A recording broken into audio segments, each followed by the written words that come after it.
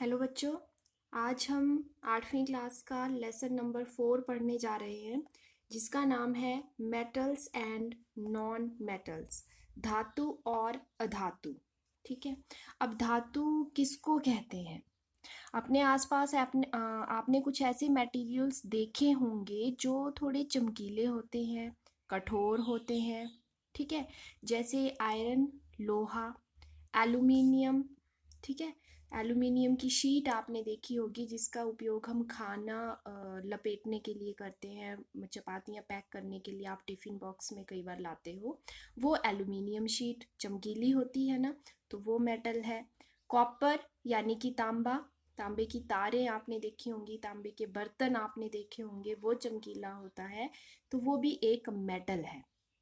तो ऐसे मटेरियल्स जिनमें जो शाइनी होते हैं, जिनमें चमक होती है, जो हार्ड होते हैं, उन्हें हम मेटल्स कहते हैं।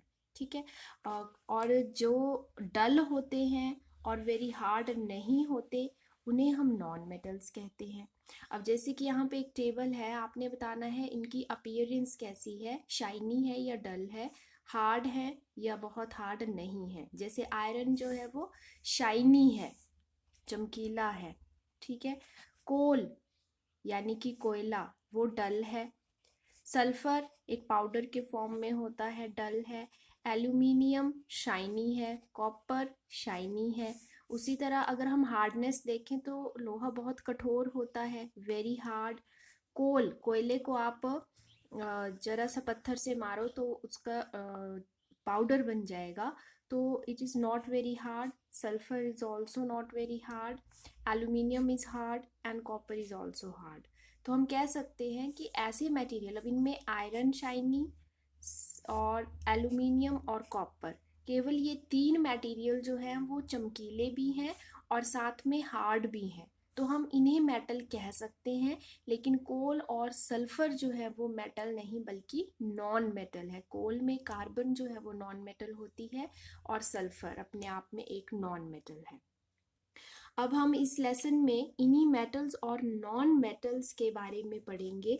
इनकी कुछ फिजिकल प्रॉपर्टीज पढ़ेंगे और कुछ केमिकल प्रॉपर्टीज। तो सबसे पहले फिजिकल प्रॉपर्टीज अगर हम देखें, आप जैसे कि यहाँ पे देखिए एक हथौड़ा है, इससे लोहे की कील को पीटेंगे अगर खूब जोर जोर से, तो वो फ्लैट हो जाएगी।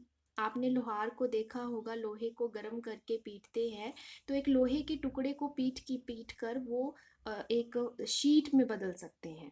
ठीक है। लेकिन अगर आप कोयले को शीट में बदलना चाहो तो वो शीट में नहीं बदलेगा। आप कोयले को मारो हथौड़े से तो वो तो टुकड़े टुकड़े हो जाएगा। ठीक है।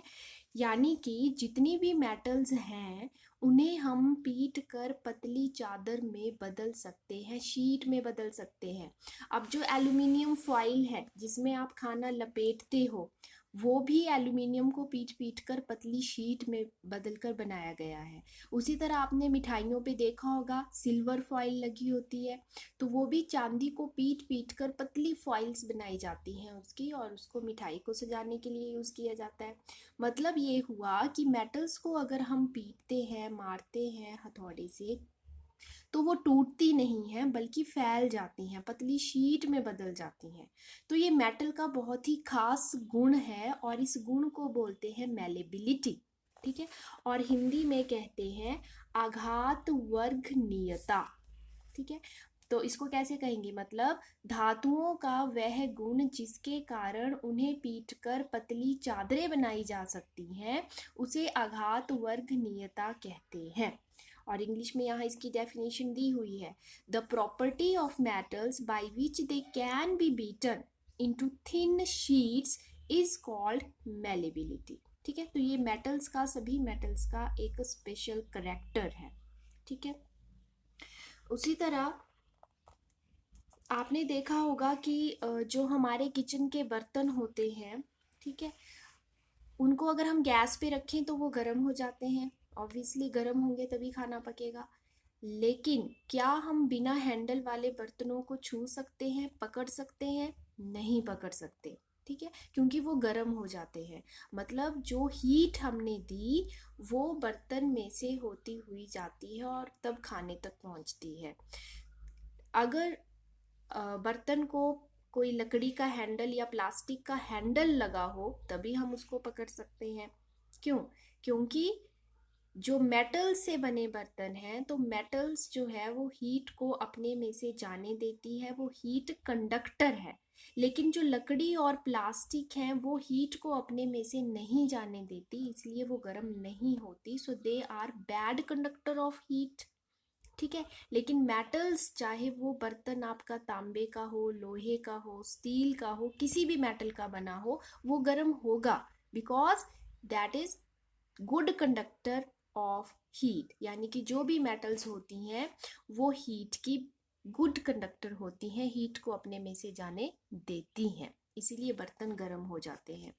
अब अगर आपको याद हो, आपने छठी और सातवीं कक्षा में पढ़ा है कि ये ऐसे सर्किट के बारे में आपने पढ़ा होगा। मान लीजिए हम ये सर्किट बनाते हैं, इसमें एक सेल लिया, एक बल्ब से तारों से उसको कनेक्ट किया और साथ में यहाँ पर हमने एक लोहे की कील लगा दी, तो बल्ब जलेगा? यस, जरूर जलेगा। इसका मतलब क्या हुआ कि बल्ब तभी जलता है, आपको पता है, जब सर्किट पूरा होता है, जब इलेक्ट्रिसिटी एक सिरे से चल के दूसरे टर्मिनल पर पहुंच जाती है। तो सर्किट तभी कंप्लीट हुआ, मतलब यहाँ से कील में से होती हुई इलेक्ट्रिसिटी आगे जा रही है। ठीक है। इसका मतलब कि ये जो लोहे की कील है, it is good conductor of electricity, ये अपने में से इलेक्ट्रिसिटी को जाने दे रहा है। लेकिन यहाँ पर अगर हम प्लास्टिक लगा दे और ये पेंसिल की तरह ही कोई चीज लगा दे, लकड़ी लगा दे, तो बल्ब जलेगा? नहीं। क्यों? क्योंकि प्लास्टिक, पेंसिल, लकड़ी, ये सब चीजें बैड कंडक्टर ऑफ इलेक्ट्रिसिटी हैं, ये अपने में से इलेक्ट्रिसिटी को नहीं जाने देंगी। इसका मतलब हम कह सकते हैं कि मेटल्स आर द, यहाँ आप तांबा लगाओ, एल्यूमिनियम लगाओ, कोई भी मेटल लगाओ, कोई भी धातु लगाओ, बल्ब जलेगा। Means all metals are good conductor of electricity. लेकिन यहाँ पर अगर आप सल्फर पाउडर लगा दोगे तो नहीं जलेगा। क्यों? Because sulphur is a non metal. ठीक है। It is bad conductor of electricity. Copper से कोयला लगा दो आप बीच में तो भी बल्ब नहीं जलेगा। कोयले में भी नॉन मेटल होती है, अधातु होती है, धातु नहीं होती। कॉपर जो है that is good conductor, iron is the good conductor of electricity. ठीक है। मतलब हम कह सकते हैं, हमने अभी तक पढ़ा कि all metals have malleability, number 2 all metals are good conductor of heat, all metals are good conductor of electricity. 3 गुण हमने पढ़े। धातुओं में आघात वर्गनीयता का गुण होता है, मतलब उनको पीट कर चादरें बनाई जा सकती हैं। धातुएं जो है वो ऊष्मा की, हीट मतलब ऊष्मा की सुचालक है। धातुएं जो है वो विद्युत धारा की भी सुचालक है। अब अगला गुण जो धातुओं का आता है वो है डक्टिलिटी, हिंदी में बोलते हैं तन्यता। ठीक है। आपने तांबे की तारें तो देखी होंगी, बिजली की जो तारें होती हैं अंदर से तांबे की, प्लास्टिक के अंदर की कोटिंग के अंदर आप देखो तो तांबे की तार होती है। एल्यूमिनियम की तारें होती हैं, तांबे की होती हैं, लोहे की होती हैं, पर कोयले की तार देखिए कभी? क्या हम कोयले को खींचकर तार बना सकते हैं? नहीं बना सकते। ठीक है। मतलब ये कि जितनी भी मेटल्स हैं उनको खींचकर, मतलब उनकी पतली तारें बनाई जा सकती हैं, लेकिन नॉन मेटल्स की नहीं बनाई जा सकती। केवल धातुओं की बन सकती है, अधातु की नहीं। तो मेटल्स के ऐसा गुण, the property of metal by which it can be drawn into wires is called ductility. धातुओं का वह गुण जिसके कारण उसे खींचकर पतली तारें बनाई जा सकती हैं, उसे तन्यता कहते हैं। ठीक है। इसके बाद अगला गुण आता है मेटल्स का, that they are sonorous. Sonorous क्या मतलब हुआ? आपने अपने स्कूल में बेल देखी होगी, जो बेल बजती है पीरियड खत्म होने पर। अगर वो बेल जब बजती है तो आपको सबको सुनाई देती है। ठीक है। अगर वो बेल लकड़ी की बनी हो, प्लास्टिक की बनी हो, तो भी आपको आवाज आएगी? नहीं आएगी। क्यों? क्योंकि वो मेटल्स नहीं है। जो मेटल्स की बनी चीजें होती हैं, जब आप उन पे चोट मारते हो तो वो बहुत तेज ध्वनि उत्पन्न करती हैं। आप चाहे लोहे की चीज ले लो, एल्यूमिनियम, कॉपर, धातुओं की चीज किसी पर भी आप चोट करोगे, स्टील की थाली ले लो आप, उस पे चोट करोगे चम्मच से तो आवाज आएगी, लकड़ी से या कोयले से नहीं आएगी। ठीक है, इसका मतलब ये हुआ कि जो भी मेटल्स होती हैं वो सोनोरस होती हैं, मीन्स ध्वनिक होती हैं, ध्वनि उत्पन्न करती हैं, जबकि नॉन मेटल्स नहीं करती। तो यहाँ पर सारे गुण दिए हुए हैं हमने जो भी अब तक मेटल्स के पढ़े। मेटल्स हार्ड होती हैं, लस्ट्रस मीन्स चमकीली होती हैं, मैलिबल उनमें मैलिबिलिटी होती है, उनको पीट कर चादरें बनाई जा सकती हैं, डक्टाइल मीन्स तन्यता होती है, उनको खींचकर तारे बनाई जा सकती हैं, सोनोरस मतलब ध्वनिक होती हैं, ध्वनि उत्पन्न करती हैं, good conductor of heat and electricity. ये सारे गुण जिन मटेरियल्स में होते हैं उन्हें हम मेटल्स कहते हैं, यानी कि धातु कहते हैं। ठीक है, the materials which generally possess these properties are called metals. Examples कौन कौन है मेटल के? Iron, copper, aluminium, calcium, magnesium, ये सभी धातुएं हैं। जबकि ऐसे मटेरियल जो सॉफ्ट होते हैं, डल होते हैं, ठीक है, और पीटने पर वो टूट जाते हैं और ध्वनिक नहीं होते, सोनोरस नहीं होते, poor conductor of heat and electricity होते हैं, ऐसे मटेरियल्स को नॉन मेटल्स यानी कि अधातु कहते हैं। और अधातुओं के उदाहरण हैं सल्फर, कार्बन, ऑक्सीजन, फॉस्फोरस, ये सभी क्या है? नॉन मेटल्स हैं। ठीक है, अब जो कुछ हमने पढ़ा कि जो मेटल्स हैं वो हार्ड होती हैं, लेकिन कुछ एक्सेप्शनल केसेस यहाँ पर हैं। कुछ मेटल्स जैसे कि सोडियम और पोटाशियम ये हार्ड नहीं होती बल्कि बहुत ही सॉफ्ट होती है, इतनी सॉफ्ट कि इनको हम चाकू से काट सकते हैं। उसी तरह हमने पढ़ा कि सभी मेटल्स हार्ड होती हैं, कठोर होती हैं, लेकिन एक मेटल ऐसी है जो लिक्विड फॉर्म में होती है, दैट इज मरकरी, पारा। ठीक है, अगर आपने थर्मामीटर में पारा देखा हो तो वो कठोर नहीं होता है, वो मेटल, लेकिन फिर भी वो हार्ड नहीं होती, वो लिक्विड होती है रूम टेम्परेचर पे। Mercury is the only metal which is found in liquid state at room temperature. तो ये एक्सेप्शंस हैं, बाकियों में जो गुण होते हैं वो इनमें नहीं है। सोडियम एंड पोटाशियम सॉफ्ट होती हैं, बाकी सभी हार्ड होती हैं। उसी तरह मर्क्यूरी जो है that is in liquid state, जबकि बाकी जो है वो सॉलिड स्टेट में होती हैं। इसके बाद है, ये तो थी फिजिकल प्रॉपर्टीज, मतलब देखने में वो कैसी लगती हैं। अब है chemical properties of metals and non metals, धातु और अधातु के रासायनिक गुण, रासायनिक अभिक्रियाएं उनमें कैसे होती हैं। तो सबसे पहले रिएक्शन विद ऑक्सीजन। तो ऑक्सीजन के साथ रिएक्शन जब करती हैं धातुएं और अधातुएं तो वो ऑक्साइड बना देती हैं। जैसे आपने 7th क्लास में ये रिएक्शन पढ़ी होगी, मैग्नीशियम प्लस ऑक्सीजन तो क्या बन जाता है? मैग्नीशियम ऑक्साइड, पढ़ा है ना। तो उसी तरह आयरन जब ऑक्सीजन और वाटर के साथ मिलता है तो ये बना देता है, उसको जंग लग जाती है, रस्ट, यानी कि आयरन ऑक्साइड। ठीक है, तो जब भी मेटल्स ऑक्सीजन के साथ रिएक्ट करती हैं तो वो ऑक्साइड्स बना देती हैं, iron oxide, magnesium oxide, calcium oxide, aluminium oxides. ठीक है, अब यही ऑक्साइड के लिए एक एक्टिविटी बताई हुई है। हम रस्ट लेंगे, जंग लेंगे, जंग, जंग क्या है? जंग एक तरह का ऑक्साइड है। किसका ऑक्साइड है?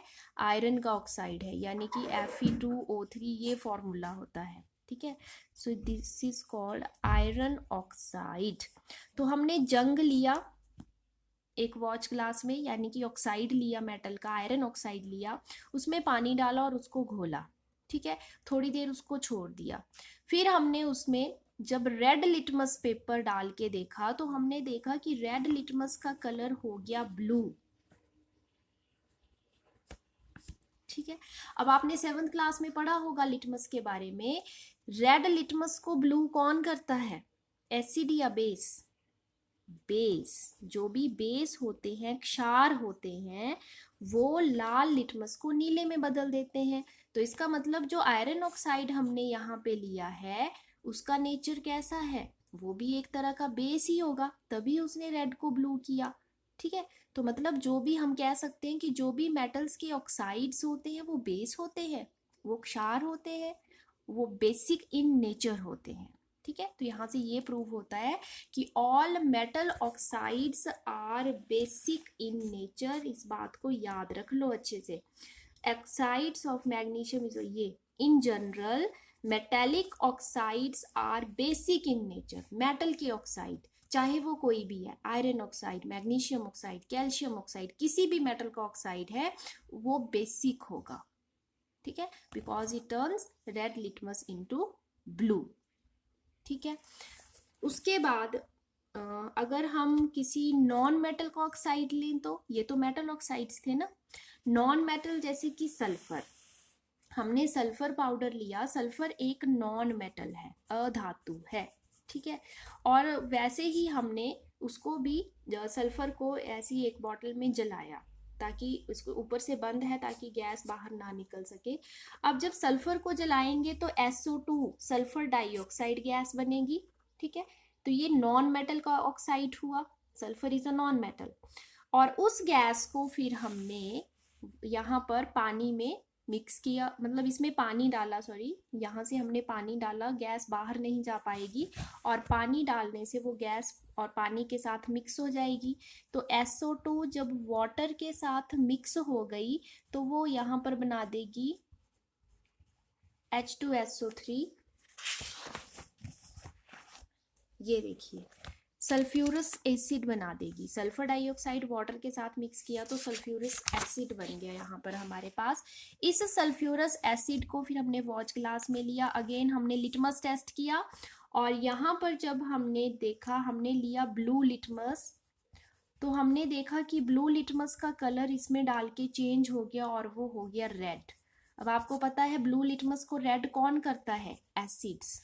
एसिड्स यानी कि अम्ल जो भी होते हैं वो नीले लिटमस को लाल कर देते हैं।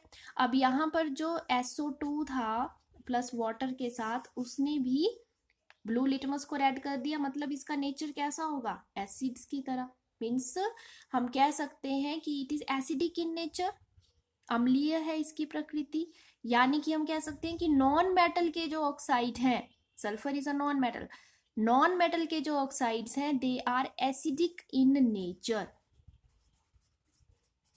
Metal oxides are basic in nature, non metal के ऑक्साइड्स जो हैं they are acidic in nature. तो यहाँ पे ये चीज लिखी हुई है, you can underline it. The oxides of non metals are acidic in nature. ये दो बातें याद रखनी है। मेटल्स के ऑक्साइड्स बेसिक होते हैं जबकि नॉन मेटल्स के ऑक्साइड्स एसिडिक होते हैं। ओके, तो आज के लिए बस इतना ही। नेक्स्ट जो केमिकल प्रॉपर्टीज रह गई वो हम नेक्स्ट पार्ट में पढ़ेंगे। Thank you.